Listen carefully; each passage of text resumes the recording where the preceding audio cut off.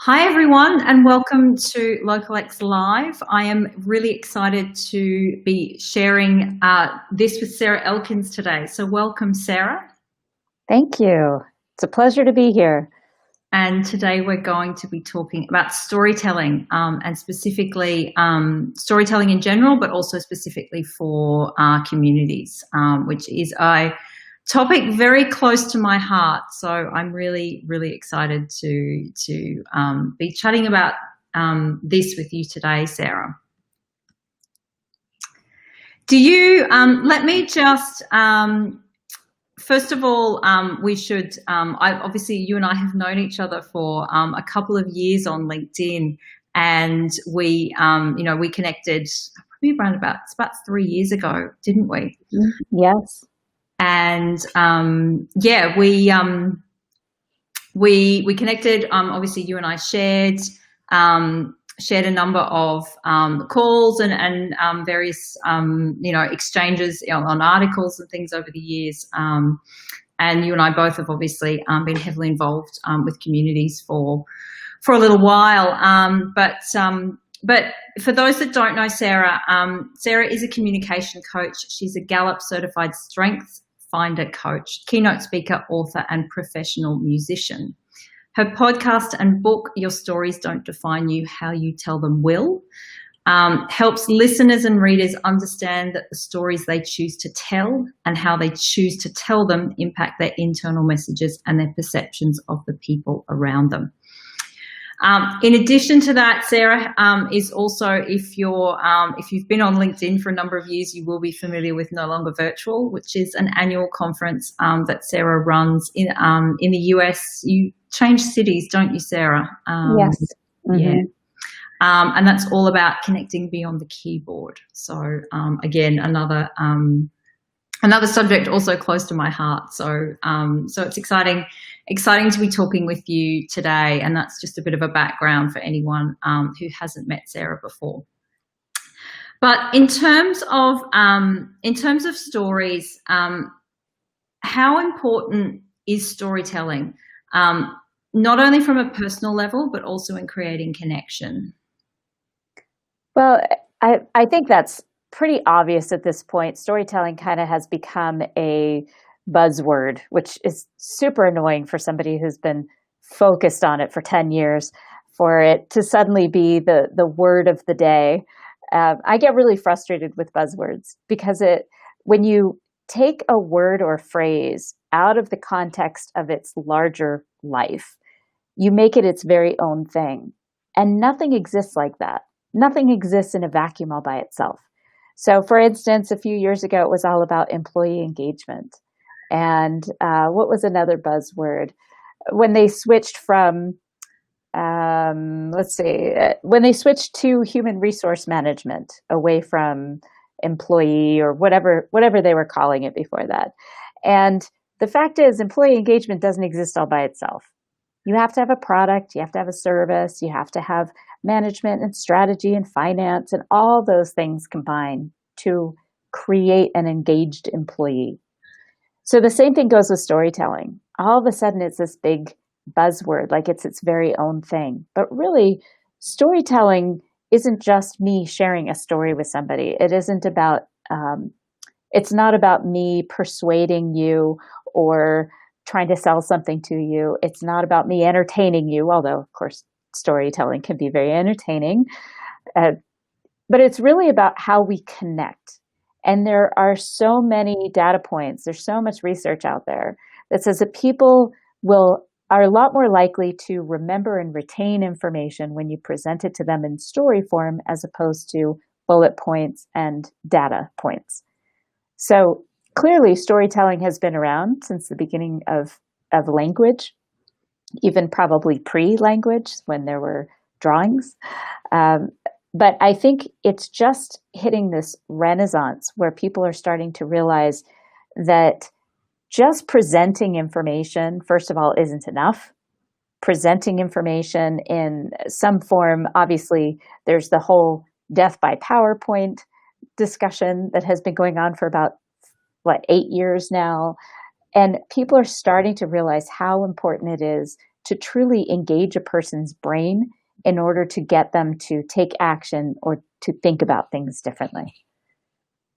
Yeah, absolutely. I hear you on buzzwords, and I agree with you on storytelling. I think community itself has become a bit of a buzzword that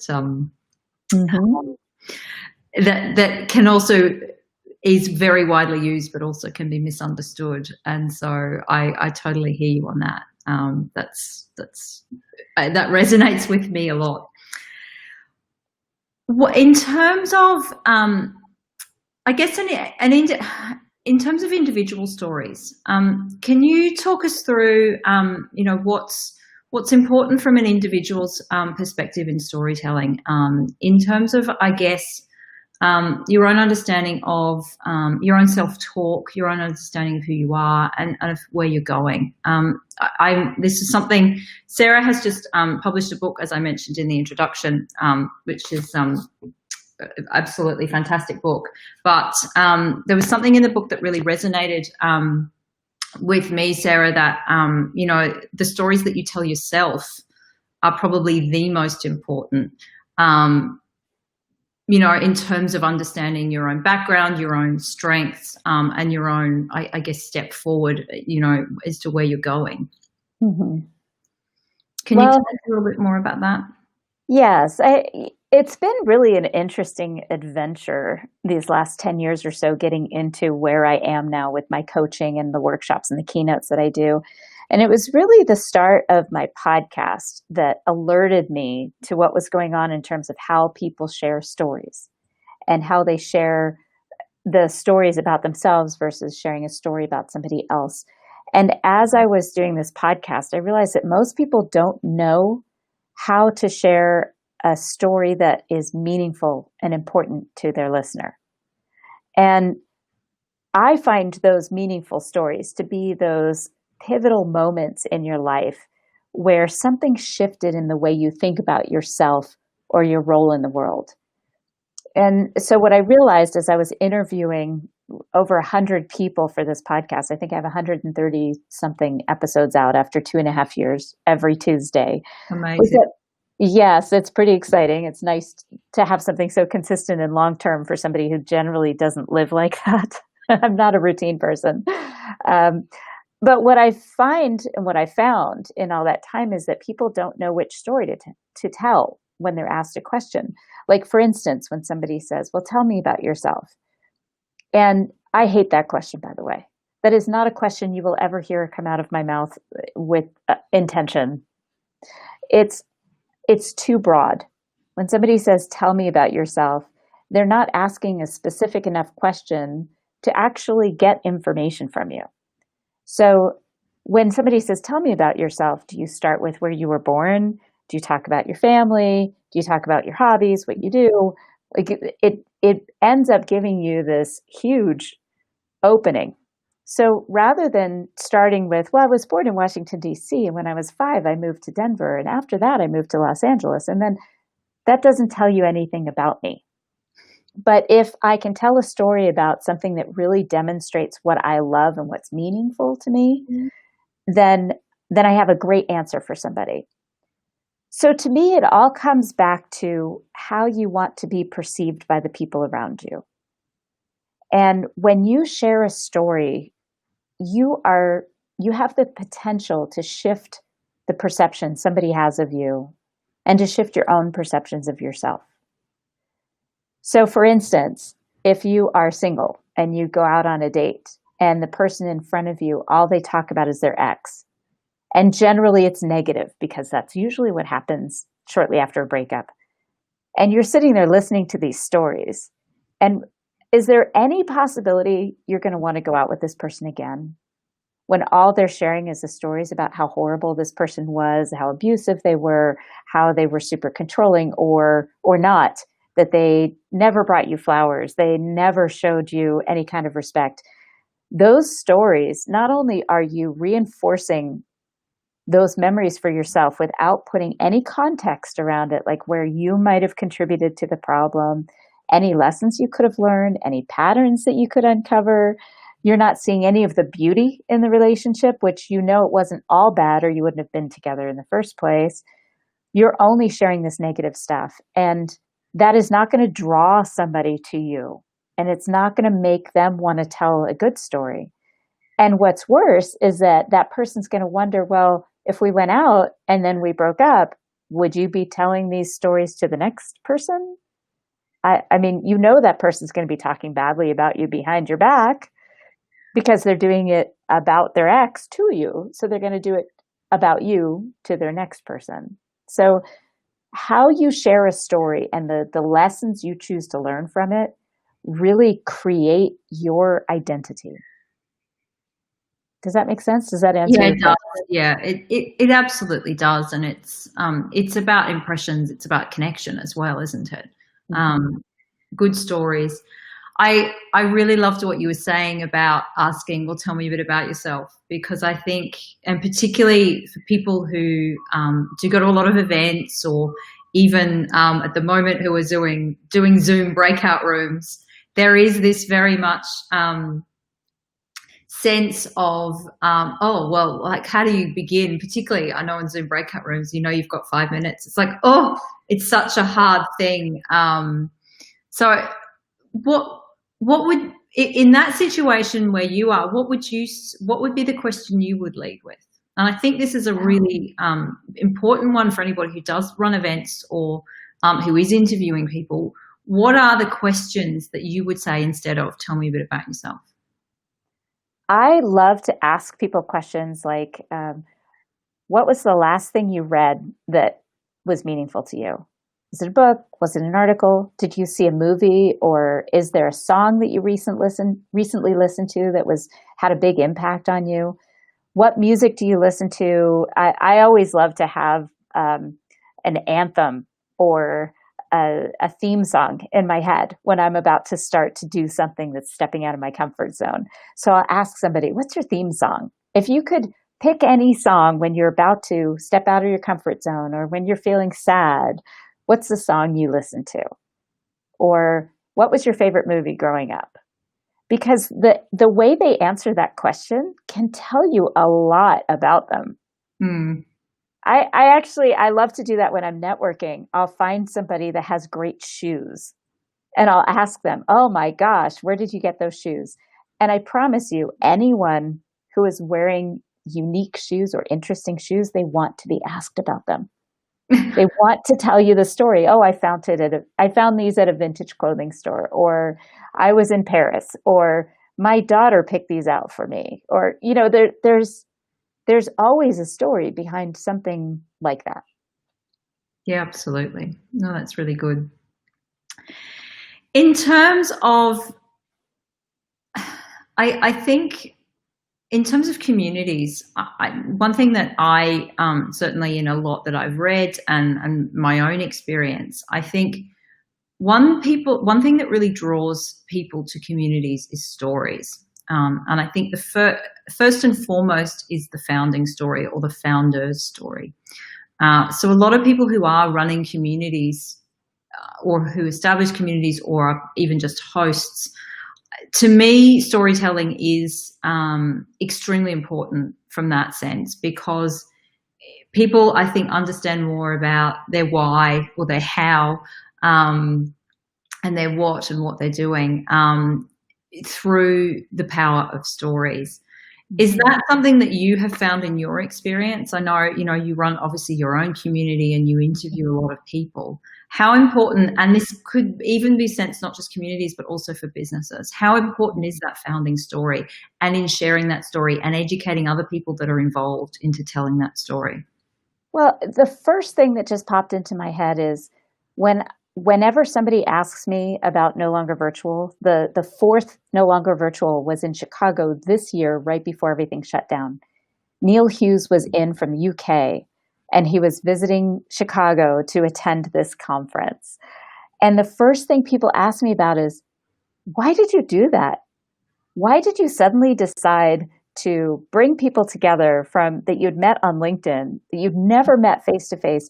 What compelled you to take that kind of financial and personal risk to bring these people together, to hope that they're going to register and show up and make this event break even?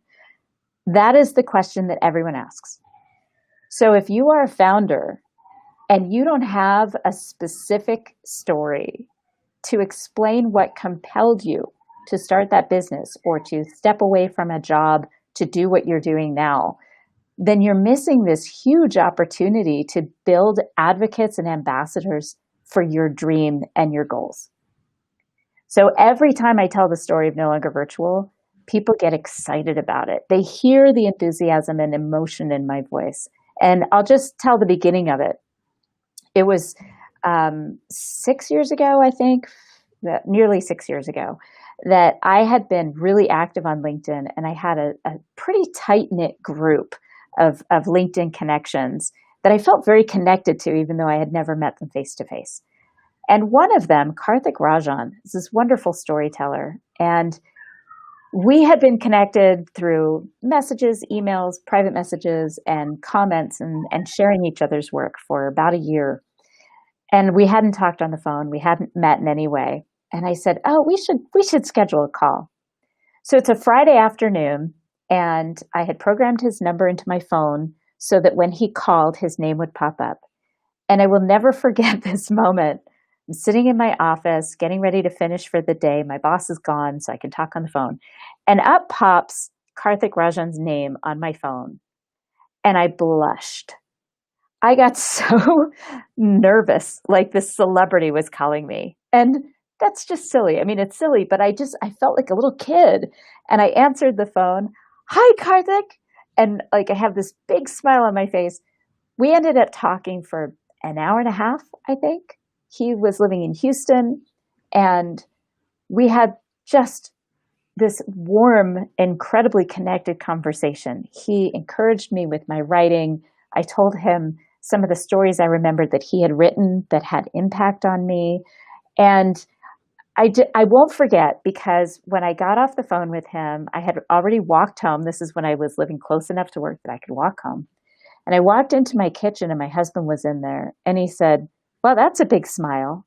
And I said, I just had the most amazing conversation. And I was grinning. I would call it a perma grin. I was literally massaging my cheeks by the end of Saturday because I was still smiling so hard that my cheeks were aching.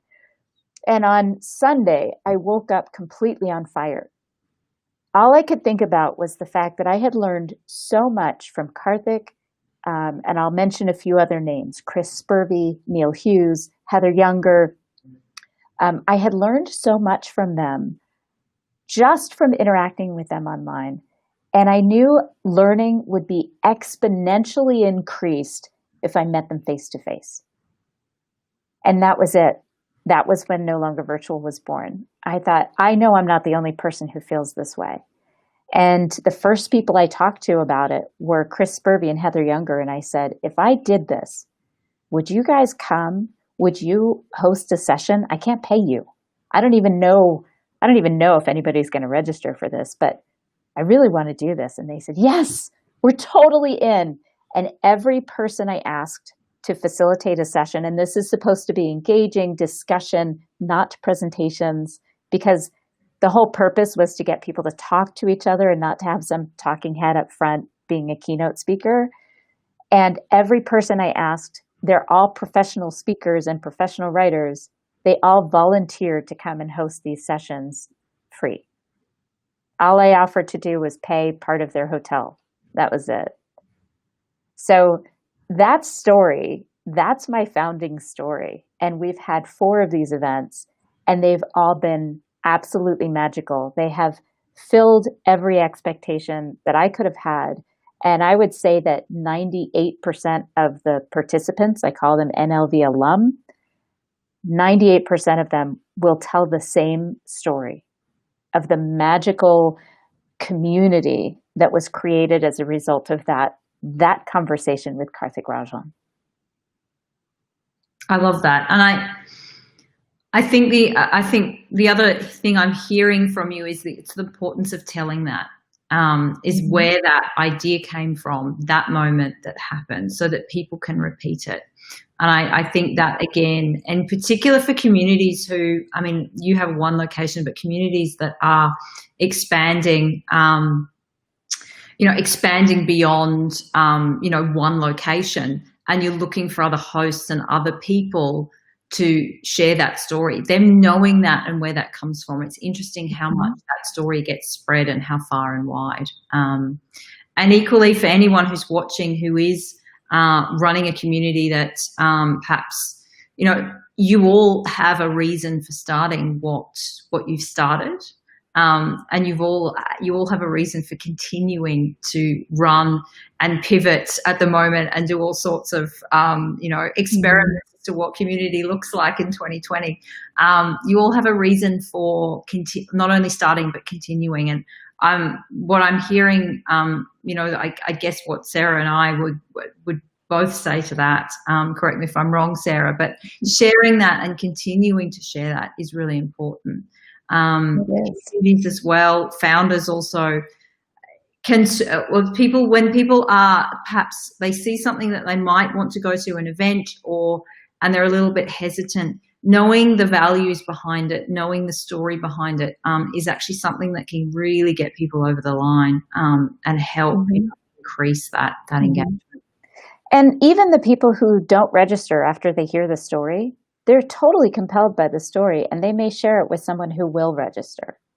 So what you're doing by telling this story in a heartfelt, enthusiastic way is you're creating ambassadors. And when you think about the stories you share, think about it in terms of you are being an ambassador for your idea, for your brand. You are representing your brand with every story you tell. And if you're a founder and you're sharing a story of failure and then rising from the ashes, you're encouraging others to first of all, do their own thing, but also to be advocates for you, to also represent your brand with that beautiful story. So when you build community with that story as the foundation, and each person brings their own story to why they joined that community, like your upcoming book, where you have other people telling the story of your community from their perspective. Every time you do that, you grow more ambassadors for that community. Absolutely. That was actually going to be my next question. How important is storytelling on an ongoing basis within a community? Do you feel? I mean, I know I feel very strongly that telling the story of how it's impacted one individual can really resonate with another individual, and that it just exponentially grows engagement and ideas within a specific community when those individual stories are told. How important are they? Would you agree with sort of what I've said? Oh, absolutely. And well, think about it this way. No community stays just in its own circle. Every community shifts and grows and splits. I mean, think about how every Jewish community I know, every Christian community I know, if they come together and create a church or a synagogue, once you get to a certain tipping point, somebody's going to split off and create their own community separately because something's going to happen, some drama is going to ensue, and there's going to be a split. So knowing that, you have to know that in advance, that nothing is permanent and community shifts and grows, it ebbs and flows. Oh, I just made a rhyme. But if you think about it in those terms, sharing the stories like NLV, I share that founding story, and all of the people who are impacted by it share their own story about how that community impacted them, and it grows our community. I also know that at some point, somebody else is going to take this idea and do it differently. And that's fine because, like I said, you know that communities aren't a static thing because humans are going to find something else they want to do with it. So if I want to keep my community, though, and I want to keep growing it, I have to continue to have impact on people. And in order to do that, I have to hear their stories. That was so well and simply put. Thank you, Sarah. What in your book you talk a lot about people's why. We're probably going back to some buzzwords here that Mhm. everybody always says it's all about why, and I'm a huge Simon Sinek fan. But one thing that really resonated with me in the book that you talked about was it's not so much about why, it can be about the what and the how. And until you find the what and the how, and tell me if I'm interpreting this incorrectly, please. Sometimes it's the what and the how that actually help you get to the why, or help you even understand the why. Having the intention and the why isn't always what's going to lead you forward.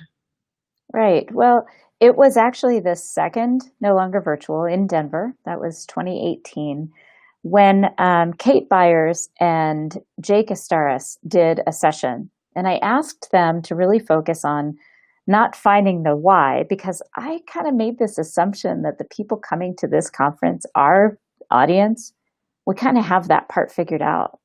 So I wanted them to really focus on the what, the action. Once you understand what your intrinsic motivation is, what your ultimate goal is in life to help people in whatever way that shows up for you, the next thing is understanding what your magic is that can get you to apply that why in action. And I'm all about application. There have been so many times in my life where I've dismissed something because I couldn't see the application of it. And during that session, they really focused on finding your why. And I'm glad they did, because there were a lot of people in that room that got so much out of that discussion and the exercises that we did as groups. So I'm really glad that they didn't listen to me and that they did what they felt was needed in the room. And at the time, I remember kind of being a little discouraged by it, because I realized I don't really have a why, and I'm okay with that. And again, it was because I didn't have any application for it. I understood how it was important in terms of when you know what your ultimate motivation is, it helps you in your everyday decisions. So if you know your ultimate motivation is to be kind because people need kindness, then if you keep that in your head when you're about to pull in front of somebody and cut them off in traffic, you might actually stop yourself and decide, that's not in alignment. That's not a kind thing to do. So I get it. Having that why can help you make decisions and make better choices. But really, I was struggling with my own, because I couldn't bring it down to a statement that started with, I believe that meant anything to me. Because I felt like most people's whys are generally the same. I mean, not to their specifics, but they all have something to do with wanting to help people, or believing in the dignity of life, or believing that all people deserve A, B, or C. So what I needed was more action. I'm a more action-oriented person. And if you look at StrengthsFinder, if anybody's familiar with that, my top two strengths are strategic activator. And then I also have adaptability in there, which means I'm all over the place. So it was really helpful to me when I started looking more at what the patterns were in my life where I felt really successful. That's how I uncovered what my special magic is. And it's always something that you dismiss when people compliment you on it, because you think it's so natural. You don't really understand why anyone would compliment you on something that you think should just be such a natural and instinctual thing, but it's not. And so being able to see the patterns of where I found great satisfaction and happiness, and at work and at home, helped me uncover what it is that I bring to the table that's unique. And then after that, I came kind of backward to that conclusion about why that mattered to me. You explained it really well. And I think that's going to resonate with a lot of people who because I think knowing your why, there's a lot of pressure in that. And there's a lot of people that just simply don't know that, or they're still figuring that out. So I think that's, I really, that was one of my favorite parts of the book. So thank you for that, Sarah. Thanks. I had a question from the question on the live feed, which was, Sarah, are you in a sound booth? Do you want to tell us why you're in a sound booth? Yes. Oh, this is making me so happy right now. I am actually recording the audiobook version of my book this week. And so I rented studio space. There's a co-working space not far from my home here in Helena, Montana. And so I rented the studio for the week, and I have been recording my book. I'll even bring down the microphone so it looks really official. Isn't that neat? I love it. It's very exciting. But this is just for the audiobook portion, the reading portion. The good news is, as a musician, I thought it made sense to include a couple of music tracks as bonus tracks for the book. So for people who choose to buy the audiobook, they will also get a couple of music tracks. I haven't decided specifically which songs we're going to record, but my husband, who plays guitar, and my sound engineer, who happens to play bass, will be joining me, and we'll be doing a couple of music tracks. So it's very exciting. It's been a wonderful, distracting project for me in the last few weeks. It's I love that, and you're the first person I've ever heard of who's done audio tracks with an audio book. So congratulations on that. That's really special. Thanks. A question I always like to finish with, because I love to understand how this differs for people. And I'm aware on your podcast that you also ask the same question, Sarah. So, or a very similar question. What does the word community mean to you? I love that question, because I have so many different descriptions of community. And I actually, when I recorded my 100th episode, my podcast, the theme was community.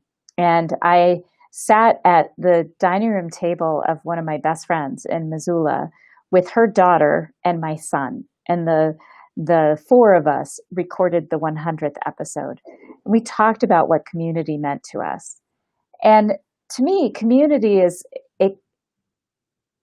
it's really about the place where you feel most comfortable to be yourself, to step out of your comfort zone and choose what your authentic self looks like at any given moment. So I loved talking to my son, who is 19 now, but I think he had just turned 18 when we did the 100th episode, or shortly after he turned 18 that we did the 100th episode. And he decided that one of the benefits of having a community that he grew up with his whole life was that he had a foundation.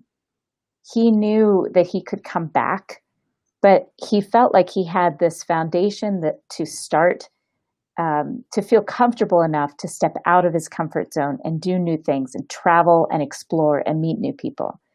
And the reason that came up was because my husband and I, his parents, moved around a lot as kids. I only have one school friend from second grade.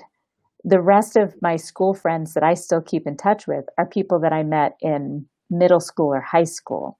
But as far as elementary school goes, I went to 4 different elementary schools. So I didn't have a steady community growing up. So hearing that from my son really put things in perspective for me, that community really does mean different things to different people. So that's my definition, is the group of people or the location where you feel most confident to step up, step out, and do what feels right to you. Fantastic. I love that definition. That's beautiful. Sarah, where can people find you? Where can they find your book? Where are they best to connect with you? Well, I encourage people to go to bookshop.org, which is a new service for independent booksellers. If you order from bookshop.org, it's Your Stories Don't Define You, How You Tell Them Will by Sarah Elkins. and a portion of every sale goes to independent booksellers. It's also available on Amazon.com, and so sometimes I encourage people to go there because that's the only way you can leave a verified review, is if you buy it from Amazon.com. So I kind of get torn because I love to support the underdog, the smaller independent booksellers. If you go to your local bookstore, you can ask them to order it for you. And to get in touch with me, to write me an email or connect with me on LinkedIn, go to Elkins, ELKINS Consulting, elkinsconsulting.com. If you scroll down on the homepage, you'll see all the different places you can find my podcast, which is the same name as the book. And please feel free to connect with me on LinkedIn. And I'd also say Instagram, because I really love your little videos in the Montana hills. Yes, Australian, to see Montana in the summertime at the moment on the mountains is beautiful. So if you want to see those videos from Sarah, they're really special. Yes, it's on Instagram, which is at Sarah Lynn Elkins, SARAHLYNN Elkins, ELKINS. Or you can actually search the hashtag 30 seconds of calm, and that's where I've been posting those. Oh, interesting. I didn't know that. I'll check that out. I think we've covered all the questions. We've got lots of comments. So Sarah, I'll let you, after the show, you can obviously run through those on LinkedIn. But I think this has been a really wonderful conversation that's resonated with a lot of people, in particular, the not knowing the why, in particular the questions that we're asking people when we meet them, and understanding, how to get a better story out of someone, and also I think understanding our own stories and how that relates to communities, and the value of engagement with communities in terms of storytelling. So thank you so much for joining me. Obviously connect with Sarah on LinkedIn. If you are a community person watching on LinkedIn, there is a Community Connectors Facebook group, which the link is obviously in the feed here. And obviously just jump in that group. There's lots of fun stuff happening there, lots of conversations around community, but also we're live here on LinkedIn, usually about every fortnight, having conversations with community leaders. So if there is anyone that you'd like me to interview, let me know, or if you'd like to be on the show, we can have a chat about that. So thank you so much, Sarah. Thank you everyone for watching, and we will see you again very, very soon. Thanks, Anna. Bye.